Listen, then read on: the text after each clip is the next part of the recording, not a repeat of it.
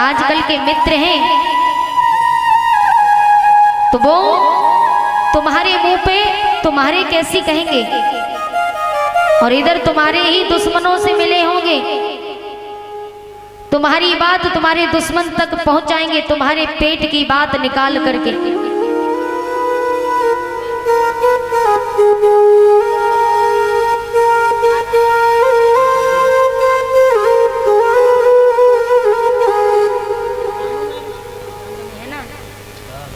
कोई बात नहीं।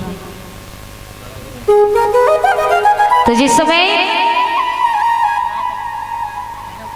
जो मित्र होंगे हमारे पास बैठ करके हमारे दिल का सारा राज निकाल लेंगे, मीठी बोली बोल करके सारी बात निकलवा लेंगे, और वही बात जा करके तुम्हारे दुश्मन से बोल देंगे। आजकल इस दुनिया में ऐसा ही हो रहा है। हमारे पीठ पीछे हमारे ही मित्र चुरा घोंपते हैं, क्योंकि सामने से वार करेंगे तो समझ जाएंगे कि ये मेरा मित्र हो करके, और मेरे पेट में चुरा घोंप रहा है। इसलिए वो सामने से वार नहीं करते, पीठ पीछे वार करेंगे। इसलिए प्यारे कह रहा है सभी से,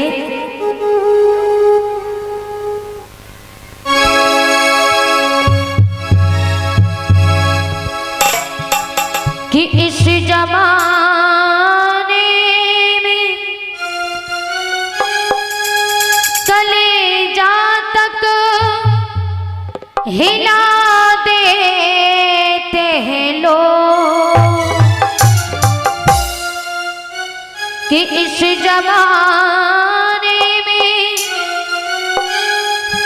कलेजा तक हिला देते हैं लोग, सगे भाई को जहर हंसकर पिला देते हैं लोग, सगे भाई को जहर हंसकर पिला देते हैं लोग।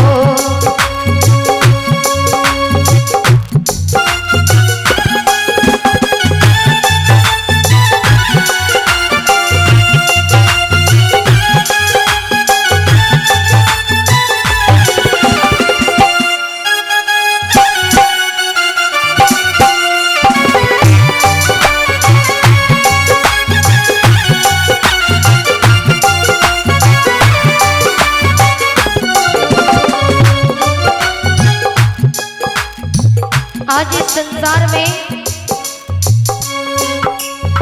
जो हमारा खास मित्र होगा वही आकर के हमारे पास बैठ करके हमारे दिल का सारा राज निकाल लेगा, और बाद में वही बात हमारे दुश्मन से जाकर के कह देगा। पैसे बिन प्यार कहाँ, पैसे बिन यार कहाँ, पैसे बिन प्यार कहाँ, पैसे बिन यार कहाँ। इस दुनिया में सबसे बड़ा बाप बड़ा ना भैया, और सबसे बड़ा रुपया। रुपया। अगर बेटे को बाप को मारना पड़े तो मार देगा पैसे की खातिर, लेकिन भगवान ने भी क्या चीज बनाई, पैसा। लेकिन ये पैसा है कैसा, जो रिश्तों में दरार खड़ी कर देता है। जहाँ रिश्ते होंगे बने होंगे वहाँ बिगड़ती है तो सिर्फ पैसों की खातिर बिगड़ती है, मात्र पैसों की खातिर। इसलिए प्यारे पैसे बिन प्यार कहाँ, पैसे बिन यार कहाँ, पैसे बिन प्यार कहाँ, पैसे बिन यार कहाँ। गैर तो गैर हुए अपनों से प्यार कहाँ, गैर तो गैर हुए अपनों से प्यार कहाँ, गैर तो गैर हुए अपनों से प्यार कहाँ, गैर तो गैर हुए अपनों से प्यार कहाँ। लेकिन प्यारे बैठ कर दिल में राज दिल का चुरा लेते कर दिल में राज दिल का चुरा लेते हैं लोग। बैठ कर दिल में राज दिल का चुरा लेते लोग। सगे भाई को जहर हंस कर खिला देते लोग। सगे भाई को जहर हंस कर खिला देते हैं लोग।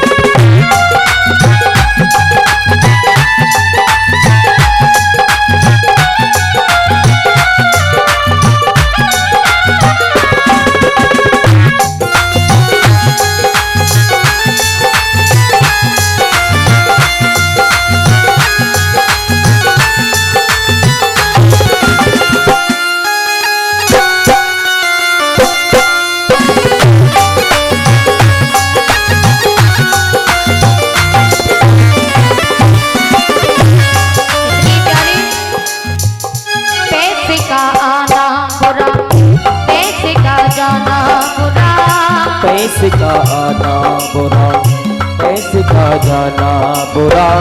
पैसे का आना बुरा, पैसे का जाना बुरा। पैसे का आना बुरा, पैसे का जाना बुरा। पैसा प्यारा लगता है चाहे खोटा हो या खरा। पैसा बुरा लगता है चाहे खोटा हो खरा। पैसा प्यारा लगता है चाहे खोटा या खरा। पैसा प्यारा लगता है चाहे खोटा हो खरा। पैसों की खातिर अपनों को मिटा देते लोग।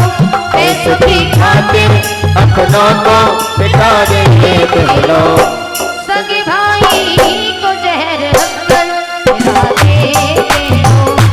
सगे भाई को जहर हंसकर खिला देते लोग। खिला देते लोग, खिला देते लोग, खिला देते लोग, खिला देते लोग, खिला देते लोग।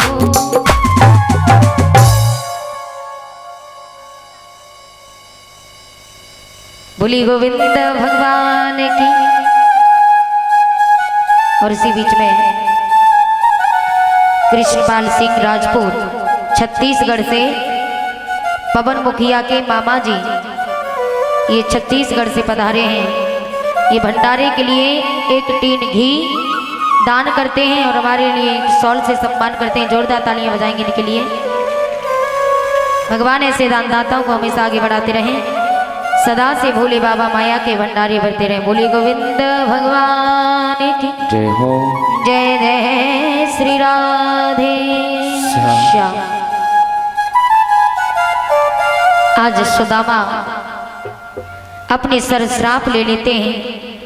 बारिश बंद होने के बाद सुदामा और भगवान श्री कृष्ण वापस लौट करके आए। तो वापस आने के बाद भगवान श्री कृष्ण और सुदामा ने भोजन पानी किया। समय व्यतीत होता गया। शिक्षा अध्ययन करने के बाद दोनों मित्र अपने अपने घर जाते हैं। तो एक दूसरे के गले से लग कर के बहुत रोए और कहा कि श्याम तुम हमें भूल तो नहीं जाओगे। भगवान ने कहा सुदामा मैं तो किसी को नहीं भूलता, लेकिन लोग ही मुझे भूल जाते हैं। आज एक दूसरे के गले से लग कर के विदाई मांगी, अपने अपने धाम जाते हैं। सुदामा जी अपने गांव पहुंचे। बड़े होने पर सुदामा का विवाह भामिनी के साथ हुआ, जिनके 4 पुत्र हुए। और भगवान श्री कृष्ण मथुरा नगरिया में 11 वर्ष 56 दिन रहे। 11 वर्ष 56 दिन के बाद भगवान श्याम सुंदर द्वारका में पहुंच जाते हैं और भगवान श्री कृष्ण का विवाह रुक्मिणी जी के साथ में हुआ। बोली गोविंद भगवान की। रुक्मिणी महाराज भीष्म की पुत्री थी। 5 पुत्रों के बाद रुक्मिणी ने जन्म लिया। तो इन्हीं रुक्मिणी का विवाह भगवान श्याम सुंदर के साथ में होता है। महाराज भीष्म जब अपनी पुत्री का विवाह भगवान श्री कृष्ण के साथ में तय करते हैं, तो उस समय रुकुम को मालूम पड़ा रुकुम भीष्मक का बड़ा पुत्र था। पता चला कि मेरी बहन का विवाह द्वारकाधीश कृष्ण के साथ हो रहा है, तो क्रोध में आ गया और अपने पिता से कहा कि पिताजी, मैं अपनी बहन का विवाह अपने साले शिशुपाल के साथ में करूंगा। पिता की आंखों में आंसू भर आए और कहा, हमारी इकलौती बेटी है और तुम अपने साले के साथ में विवाह करोगे? अरे जरा सोचिए, उन्होंने तुम्हें अपनी बहन सौंप दी, तुम अपनी बहन सौंपोगे, क्या रिश्ता होगा? रुकुम ने कहा, पिताजी बुराई वाली बात क्या है? वो हमसे जीजा कहते, हम उनसे जीजा कहने लगेंगे, तो इसमें क्या बुरा है?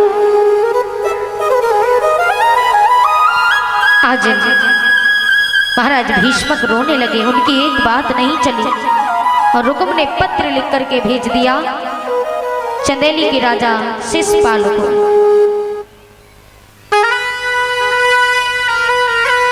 प्रणाम मेरी स्वीकार करो,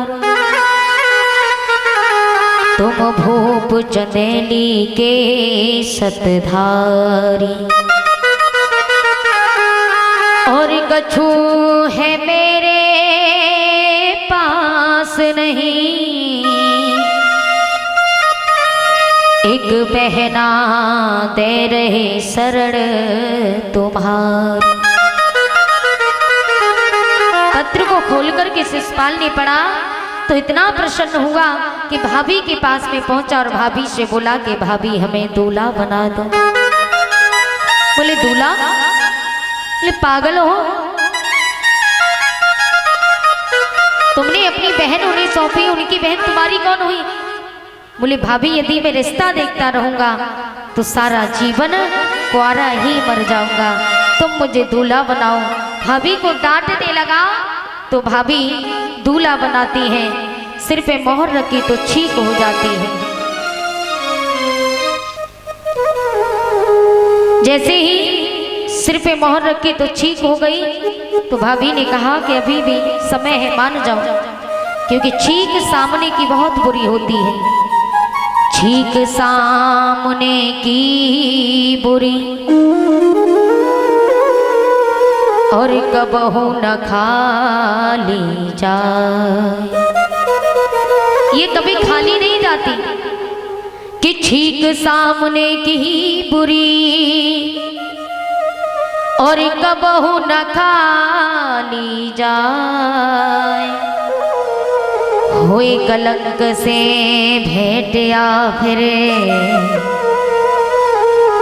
जान निकाली जाए। आज इस समय भाभी ने समझाया कि यदि हम कहीं जा रहे हैं, सामने से अगर किसी ने छींक दिया तो फिर रुक जाना चाहिए, क्योंकि सबसे बड़ा अपशगुन होता है।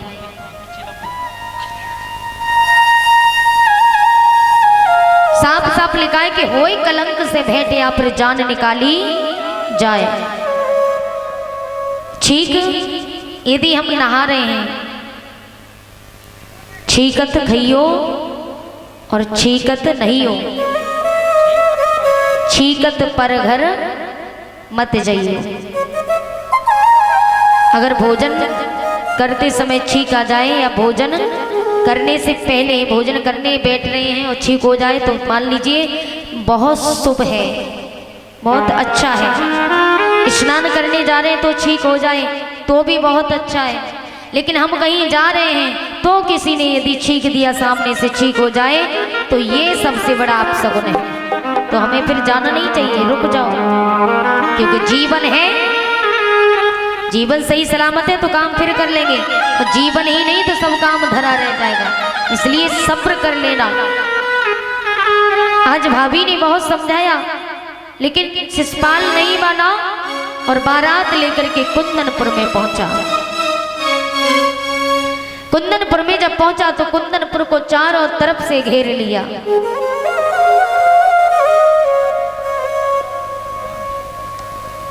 चारों तरफ से कुंदनपुर को घेर लिया। रुक्मिणी को मालूम पड़ा तो रुक्मिणी रोने लगी कि मेरे भैया ने मेरा विवाह अपने साले के साथ में तय किया है। भगवान श्री कृष्ण को याद करती है। तब तक एक बाबा जी आए, माताम भिक्षाम देहि, भिक्षा मांगने के लिए। रुक्मिणी को रोता देखा तो ब्राह्मण देव कहने लगे, बेटी क्या बात है, आज तो तेरी बारात आई हुई है, तेरी शादी है और तू रो रही है क्यों? कहा कि बाबा मैं इसलिए रो रही हूं क्योंकि मेरी शादी मेरे भैया ने अपने साले के साथ में तय कर दी है और मैं भगवान श्री कृष्ण से प्रेम करती हूँ, उनके बगैर मैं मर जाऊंगी। मेरा एक काम कर दो बाबा, मेरा ये पत्र लेकर के द्वारका में चले जाओ। ब्राह्मण देव ने मना किया, लेकिन रुक्मिणी मैया कहने लगी, बाबा यदि तुमने ऐसा नहीं किया तो मैं अपने प्राणों को त्याग दूंगी। तो ब्राह्मण देव पत्र लेकर के द्वारका में जाते हैं। तो द्वारका में पता पूछते पूछते जैसे तैसे लड़खड़ाते हुए उठते बैठते आराम करते जैसे तैसे जाकर के द्वारका में पहुंचे। तो भगवान श्री कृष्ण के पास में पहुंचे। भगवान श्री कृष्ण ने ब्राह्मण को देखा तो ब्राह्मण ने कहा, ब्राह्मण ने कही है गिरधारी। भगवान से बोले,